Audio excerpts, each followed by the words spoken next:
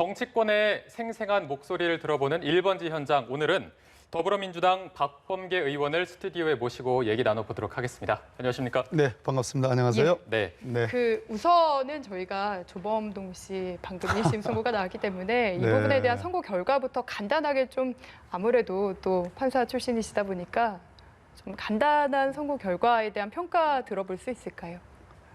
글쎄, 저 사건의 이제 핵심적인 혐의는 횡령 여부였는데 네. 그 부분은 아마 무죄로 판단이 난 것 같고, 다만 증거인멸 부분의 부분이죠. 그 부분 교사 공모를 인정했으니까 아무래도, 그리고 징역 4년을 선고한 것은 중형으로 보아집니다. 6년 구형에 징역 4년 선고인데요. 판결 내용을 좀 봐야 되겠는데, 크게 가닥은 어쨌든 횡령 무죄, 증거인멸, 유죄로 가닥을 잡은 것 같습니다. 네, 어려울 수도 있는 대답에 답변해 주셔서 감사드립니다. 네. 예. 자, 이어서 현 국회 상황을 바로 좀 여쭤보도록 하겠습니다. 지금 정보위원장을 빼고 스코어가 17대 0이라고 이제 알고 계시잖아요. 지금 상황 어떻게 보고 계십니까? 지금 상황은 매우 무거운 책임을 느끼죠.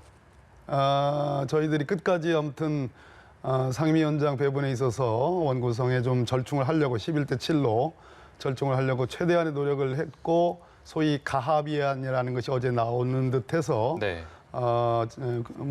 본회의도 저녁 한 6, 7시로 연기되는 그런 분위기 속에서 저것이 뒤집히고 인정이 수용이 안 되고, 말 그대로 통합당이 전적으로 저희 민주당에게 그럼 잘해봐라 라고 밀었기 때문에 저희들로서는 어차피 민생, 코로나19 이후에 경기 회복을 위한 3차 추경, 그리고 공수처 등의 어떤 그 검찰 개혁을 위해서는 어렵지만 이 무거운 총선의 민의를 받아들여서 저희들이 책임을 지는 자세로 가야 된다고 생각합니다. 그래서 오늘 모 신문사 일면이 잘해도 못해도 이젠 모두 민주당 책임이다 였습니다. 이 말이 참 무겁게 들리실 것 같은데요. 원래 그렇습니다. 원래 만약에 11대 7 해도 180석, 지금 177석이지만요. 저도 그걸 못하느냐라는 그런 비난을 받을 상황이었고, 그렇기 때문에 차라리 저는 어제를 분명히 넘기지는 않아야 된다. 통합당이 저걸 받아들였으면 그래도 협치에 한 좋은 모습일는지 모르겠으나 받아들일 것 같지 않아 보였고, 실제로 보이지 않는 손이 한 사람이라는 건 아닙니다. 근데 보이지 않는 손들이 작용해서 저러한 조영원 원내대표 간에 그래도 거의 합의에 이른 저런 것이 수용되지 않는 구조, 그렇다면 어쩔 수 없지 않느냐 하는 생각이 듭니다. 네. 이렇게 원구성 협상이 결렬된 데 대해서 박 의원께서는 어떤 이유가 가장 크다고 보고 계십니까? 지금 총선에 의해서 구성된 21대 국회입니다. 국회가 갑자기 하늘에서 뚝 떨어진 게 아니고 총선을 불과 지금 2달 전에 치렀습니다. 4월 15일 날 총선을 치렀고, 그 총선에 의해서 21대 국회가 구성이 됐고, 21대 국회의 첫 작업으로 국회의장, 부의장단을 뽑고, 두 번째 작업으로 지금 상임위원장단을 뽑는 원구성을 지금 해나가는 과정이기 때문에, 역으로 놓고 보면 지난 총선의 민의를 받드는 국회인데, 민의를 외면하는 저는 통합당의 어떤 전술, 그것은 얼마 남지 않은 대통령 선거에서 한번 자기들의 페이스대로 해봐야 되겠다라는, 그리고 가까이는 온 국민의 염원이었고 작년에 패스트트랙을 태웠던 공수처를 어떤 형태로든 간에 막아내겠다라는 그러한 두 가지 목표 때문에 이것이 원구성이 원활하게 이루어지지 않았다, 그렇게 생각을 합니다. 네, 그래서 어쨌든 이제 17개 상임위원장을 민주당이 다 가져가게 됐는데, 오늘 주호영 원내대표가 선출된 상임위원장을 두고 통산 장관 출신은 위원장을 맡지 않는 선례를 깬 부분을 또 지적을 했더라고요. 여기에 대한 비판은 어떻게 받아들이십니까? 그래서 장관 출신의 상임위원장이 아니면 복잡해지는 또 셈법이 있는데요. 저도 잘 모르겠습니다. 저도 잘 모르겠는데 지금 3차에 걸친 지금 원구성이 끝난 거 아니겠어요? 의장단, 1차 지금 상임위원장단, 법사위원장을 포함해서 2차 이제 지금 정보위원장을 뺀 나머지 17개. 이 과정에서 워낙 변수들이 속출했고 처음부터 무슨 그 예상된 로드맵에 의해서 기획된 것이 아니고 뭐 잘 돼가다가 삐끗하고 하는 그런 변수들의 산물들이기 때문에 그걸 가지고 뭐 가타부타 옳다 그러다 뭐 이렇게 평가하기는 어려운 것 같습니다. 네, 결국에는 이 원구성 협상 결렬과 또 이 법사위 문제가 7월 15일에 출범하는 공수처 문제와 연결이 돼 있다 보니까 네. 이 부분도 좀 여쭤보고 싶은데요. 현재 공수처법은 후보 추천위원회가 7명이고 이 중에 야당 몫이 2명이고 6명의 동의를 받아야 이제 추천이 가능하지 맞습니다. 않습니까? 야당이 거부를 하면은 결국에는 추천을 할 수 없는 상황이 되는 건데 결국엔 협조가 있어야 되거든요. 이 끌어내기가 쉽지 않을 것 같은데 어떻게 보고 계십니까? 이미 협조를 끌어내기에는 참 어려운 상황이라는 것이 조영 원내대표께서 공수처 이미 국민들에 의해서 여론에 의해서 작년에 패스트트랙이라는 그 엄청난 우여곡절을 겪어서 통과된 공수처법이라는 모법이 있습니다. 그 모법에는 야당을 포함해서 추천위원 7분의 복수의 추천에 의해서 대통령이 그중에 한 분을 지명하고 인사청문을 거치도록 하는 것이 골자입니다. 네. 예.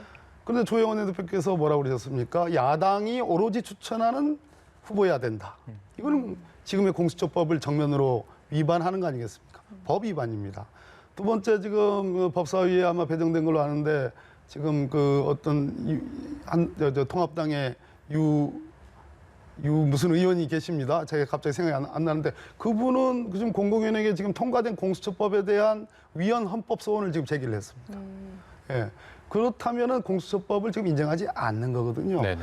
그러면 현재 지금 아까 저 종전 프로그램에서도 쭉 말씀하셨고 지금 여쭤보신 것처럼 야당목 2명의 추천위원들이 추천하지 않으면 6표를 못 얻기 때문에 네네. 이 불가능한 것이 돼버리는 상황입니다. 그렇죠. 그러니까 협조가 지금 난망한 상태라요.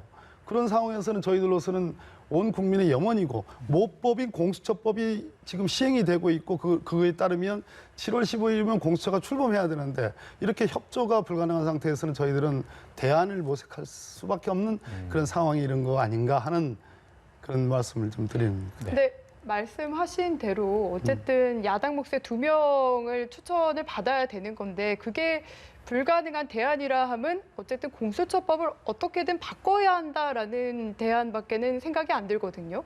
그것도 고려를 한다라고 저희가 생각을 해야 되겠습니까? 법률은 아니지만 지금 우리 백혜련 법사위 간사께서 대표 발의한 공수처 운영 규칙이라는 게 있습니다. 예. 법률과 똑같은 형태로 국회 운영위원회의 의결을 거쳐서 본회의 통과를 해야 되는 그러한 규칙인데요. 의사규칙이라 그렇습니다. 그 의사규칙의 해석은 모법에 따르면 그것은 별개의 야당, 그러니까 교섭단체가 협조하지 않으면 별개의 교섭단체를 구성하도록 되어 있는데 현재 통합당 이외에 제2의 야당 원내교섭단체는 없는 없죠. 겁니다. 그러면 이제 국회 공수처 운영 규칙도 한번 생각해 볼 수도 있는 거고 또 이해찬 대표께서 말씀하신 공수처법 모법에 대한 개정 문제도 이제는 검토할 때가 됐습니다. 만약에 제가 말씀드리지만 그 공수처법이라는 모법이 있는데 야당 측에서 뭐 인사청문이라든지 또는 추천위원회 어떤 그러한 문제 때문에 그거로 만약에 발목을 잡는다면 그것은 하위 규범 일종의 하위 개념인 그 말 손팔다리에 의해서 몸통을 흔들어대는 그런 결과가 되기 때문에 예. 저희들로서는 어떤 상황이라도 반드시 공수처를 통과시켜야 된다는 국민적 염원을 저희들은 수행을 해야 될 책무가 있다고 생각을 합니다. 네, 그 부분과 관련해서 아무래도 정치적 중립성, 독립성 논란이 나올 수밖에 없을 텐데 이 부분에 대해서는 어떤 의견을 가지고 계신가요? 지금 만약에 야당이 협조만 한다면 현행 공수처법에 의해서 지금 우리가 방금 논의하듯이 야당이 반대하는 공수처장 후보가 나올 수가 없습니다. 개념 설정 자체가 불가능합니다. 네네. 즉 결과적으로 무슨 얘기냐면 정치지향적인 어떤 정치적인 기록이 있거나 편향되는 어떠한 공개적인 기록이 있는 분들은 다 제외되게 돼 있습니다. 그래서 정치와 진짜 무관한 정치적 중립성이 담보되는 인사들로만 두 분이 추천될 수밖에 없습니다. 예. 그런 상황에서 야당은 잘 알고 있습니다.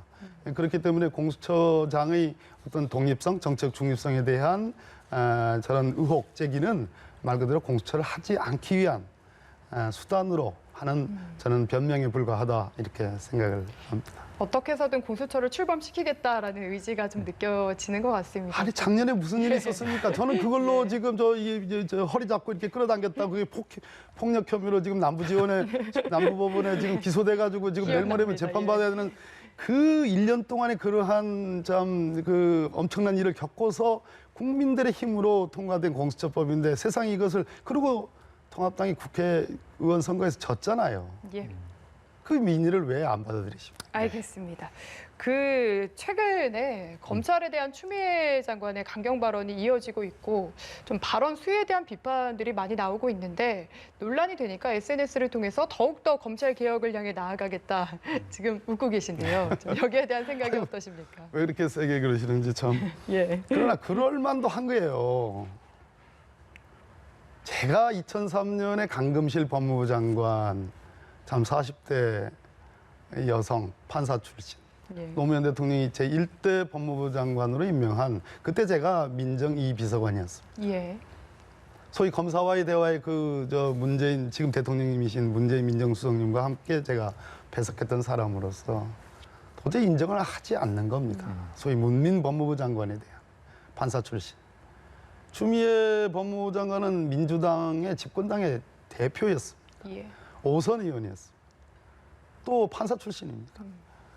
그러면 말 그대로 소위 영이란 표현을 쓰지 않겠습니다. 그런데 법률상에 소위 일반적인 직무 감독권이 있는 것이고 소위 검찰총장에 대한 직접적인 수사 지휘권이 있습니다. 예. 그리고 인사권이 있고 그런데 오죽했으면 추 장관께서 이렇게 얘기했습니다. 법무부의 외청이 검찰청인데요. 검찰부의 외청이 법무청이다.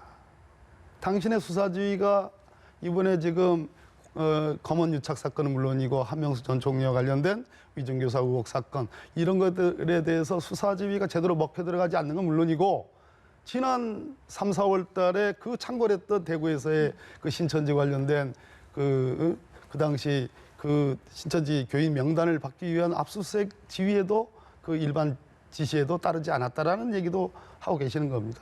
그렇다면 뭐 뿔날만 하죠. 예. 네.